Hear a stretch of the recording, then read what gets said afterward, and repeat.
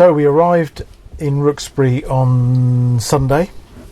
Then I took George back. We were surprised by I would say we were surprised by two things. We knew it was going to be brown and dry, but it doesn't stop it being surprising when you have been here, several times, and you're used to seeing it a certain way, including on this particular pitch where it was verdant last year. Yeah. And you come and that was the end of August. Utterly dry. But when we checked in, the warden that we spoke to actually said basically pick a spot wherever you want to go. We wanted somewhere in the shade because we knew that this really hot weather was coming. And generally speaking, when we come here, it's really grab a spot, whatever spot you can, and that's why I reckon that is why quite often people race around here. We've done it ourselves. It's because they're thinking, yes, we have. We sort of panicked, thinking, well, we'll take that one because what if there's not another one? I mean, we did that when we arrived at Easter. When we came at Easter, I drove. We took the wrong and I choice. took the first spot that I could, and it was a hideous one. And we needn't have done, actually, as it turned out. Yeah. But here, right now, bearing in mind this is the second week in August. Yeah. And I think it's half occupied. About that. It's really empty. We were able to pick this spot, and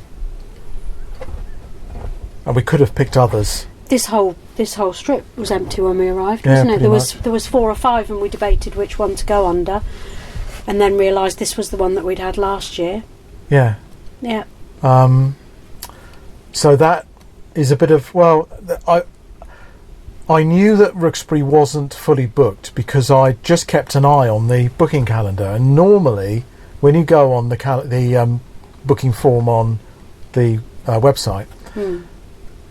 At the very least, you'll see the weekends booked up. And really, you're talking any time of the year for that. So in the past, I think I made the original booking. Well, no, it would have been relatively late. What happened was, when we got to the point where we were wondering whether we wanted to go to Centenary Club or not, I thought I'll just check and see if Rookesbury's available. And I fully expected not to be able to get in. And I found that I could have got in at any point. The only at the point that I made the booking, which would have been probably June, there was only one day fully booked. I don't think it was even that far. I think it was only a few weeks ago, because it was when we suddenly realised that if we came here for a week, it gave George the option of going home for the second week. But I was just looking on the off chance. We got lucky with Fox Hill Farm as well, didn't we? Yeah, they'd had a cancellation. Because Peter just emailed them on the off chance that we could extend our visit. So we were really lucky then. And we were lucky, I don't know what the answer is, but I rather suspect that people are not going to club sites as much for various reasons. One is the expense. Although I was surprised to find that actually it's only a £5 more here than it was at Foxhill. I know a lot of people have gone abroad this year. Yeah, that's true. Before they realised, the fuel crisis and all the rest of it. When we used to come here before the pandemic, it was always fully booked. Yeah. So there's more to it than that. I think people are. There's a group of people who don't care, who've got the money to not really be bothered, and there are other people who have realised that even at current prices, it's a good value holiday, and it is compared to the other options. But I think there are a lot of people who just aren't. It's just not a priority to them at the moment with things as they are and things as they're going to be. I think if we were starting from scratch, we might have thought twice about how many nights we spend at each one. But having booked it, we're at the point of view where we think it's our annual holiday. And this year's a bit special. And I'd rather scrimp and save afterwards. Yeah, absolutely. Kev's taken August off work for the first time. Yeah. Obviously, I get school summer holidays. It's the first time in my working career where I've had more than 2 weeks. We've only just got you on to 2 weeks. Yeah. A couple of years ago. So yes, I reckon when we started caravanning, that's when we first went away for more than a week. But this year Kev's got 4 weeks off work, so 2 weeks of that we wanted to be just us spending time together, us and George, and that's worked really well. It has. But there's clearly something going on, and so we've been giving a lot of thought to how we're going to spend our time over the coming months, because it's not acceptable not to caravan. So the two things that you can do, or that we felt we could do,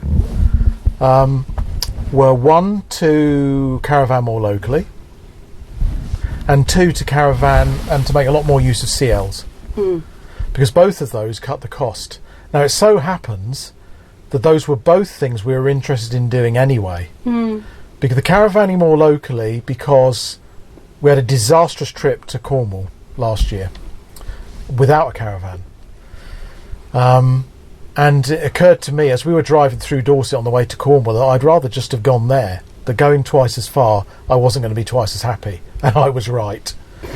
And having been to the New Forest this year, which is probably 45 miles, I think it was about that. Yeah, it was about that. Yeah. From door to door. And then the drive from Foxhill to here was about 45 miles. So it was like a triangle. Yeah. So our total mileage is less than 100 miles. Which sounds ridiculous for a holiday. And yet, but it hasn't mattered. We've had a great time. My only concern was that dropping George home halfway through would break the holiday feeling. But it's fine. Which was one of the reasons why I didn't want to do it, because I knew that if I went home halfway through, it wouldn't feel the same. It wouldn't feel like we were still on holiday. Yeah. But it was fine. It was fine, wasn't it? Yeah, we picked up. I dropped him off and picked up where we left off. And so that's the one side is not travelling very far. But in order to, obviously from that point of view, we could start going back to Morn Hill when it reopens. Yay! Which we will be doing. Morn Hill now costs the same as Rookesbury. It used to be a cheaper option, but it isn't anymore. And I don't blame them for that, because they'll have spent a fortune on the new facilities, which I can't wait to experience. But the fact is that a weekend at Morn Hill, a two-nighter at Morn Hill, is now, it depends when it is, but it's going to cost 80 quid in September. Is it? Yeah, well, between 75, 80 quid, something like that. I mean, it'll be more like... It used to be 50, yeah, but now that it's going to be all year round, so I hope we'll be able to go in January for 45 quid on a weekend in January. But, that's still a lot of money, given that Barracks Farm is 15 quid a night. And from the fuel point of view, we want to be more local to home, so that we're using less fuel in the car as well, but also so that we can leave George at home. And but Morn Hill would be all right for that, wouldn't it? Yeah, Morn Hill would be fine, because that's only half an hour, if that. But there are a number of sites within 10, 15 miles of where we live, CL sites. And the thing is, the thing about Barracks Farm is that if it had somewhere to walk the dogs, we would probably just go there most of the time.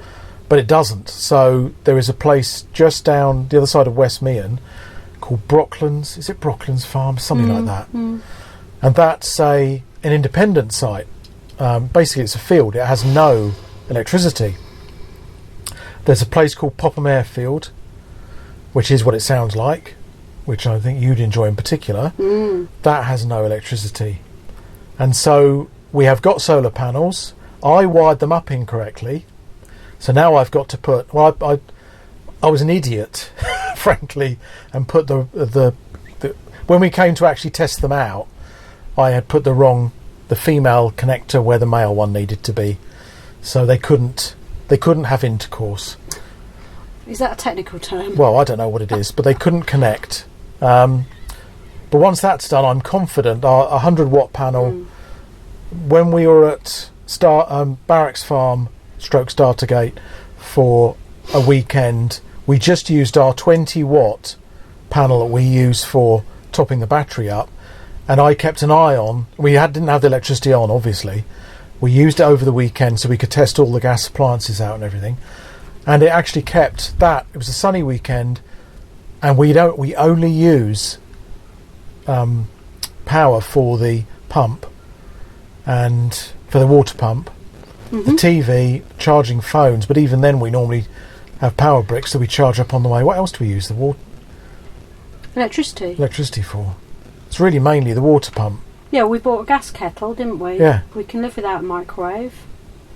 So it is only those things anyway. So by using this, by investing in that, we now have a choice of probably 4 or 5 local sites, all of which are roughly half the price or less of going to Mournhill.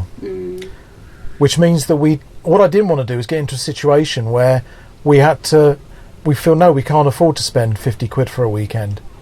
With the fuel bills as they're going to be, if it's going to be 30 quid for a weekend, we're much more likely to just be able to get on and do it, aren't we? Yeah. And I don't want to give up what is an important form of relaxation for us. So when we're set up on one of these sites, my ambition is to try Brocklands Farm out next. Hopefully get that in this season. Then we'll discover whether it's going to be usable. But we had no problems managing without hookup for that weekend at Startergate. It was nice to do it where we had the hookup there in reserve, something went wrong, in case we needed to plug in, and we didn't. And the only problem that we had was that the ice cream was melting and we had to eat the whole tub in a day. What a nightmare. So I'd be interested to hear what your plans are. Are you changing the way you caravan? Yeah. Dizzy, are you changing the way you caravan? She worked up there. Yeah. I'd be really interested to know whether what we're seeing here, and also when I was looking at Bridport, that one was half empty. When I looked on the booking form, that was, and even Centenary site was easy to get into.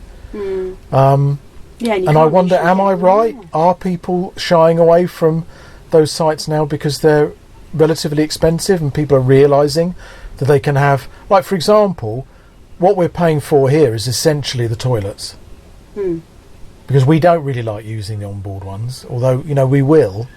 But you're looking at the extra that you're paying is toilets and showers, and you have to ask yourself whether for a weekend paying almost twice as much for toilets and showers is worth it, whether you'd rather just get away and rough it a little bit.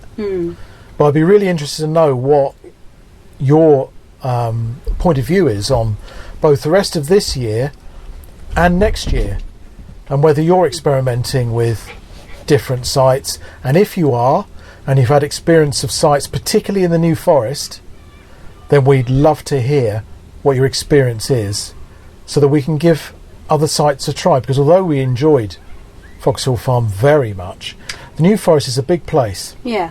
And I would actually like to be down somewhere near Lymington next time, because I would like to have gone to Lymington Market, but wasn't prepared to do an hour round trip for that. So that's where we are. We are now basically caravanning as a duo rather than as a family.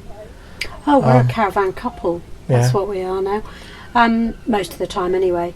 But it's still an important part of our leisure. Yeah. It's it's good for us because when we're away from the house, like most people, you're able to relax and not think about jobs that need doing. And it's also good for George because it's a good way for him to gain some independence, being at home alone,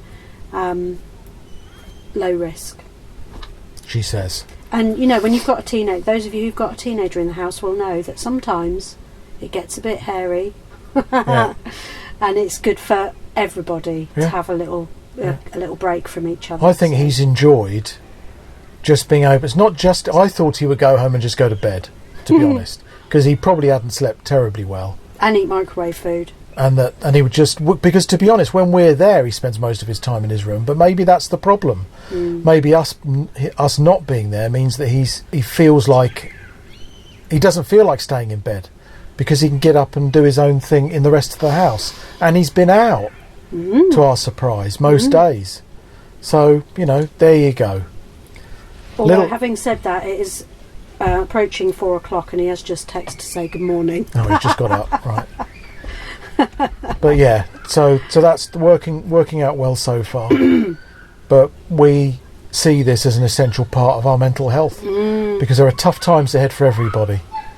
even if you're not directly affected by the rise in fuel prices, that because you can afford it, the general atmosphere is going to be one of doom and despair. I knew you were going to say doom. I was going to say doom and gloom, but that's it's what you make of it, isn't it? But there'll be an atmosphere to the country which is a recessionary atmosphere, and it's hard to avoid that. And it's nice to know that you still have your little bit of an escape, sitting in a field somewhere, getting close to nature, breathing the fresh air of the countryside that's on your doorstep, and that's what I value as a caravanner. So let us know, where do you go, what are you going to be doing this year? Give us some tips on how to do it on the cheap. And thanks to Nick from Gosport, who gave us the Foxhill Farm tip. Thank you. Cheers, Nick. Hope to see you again at Mournhill shortly. So from Kev and Peter, Clueless in the Caravan, bye.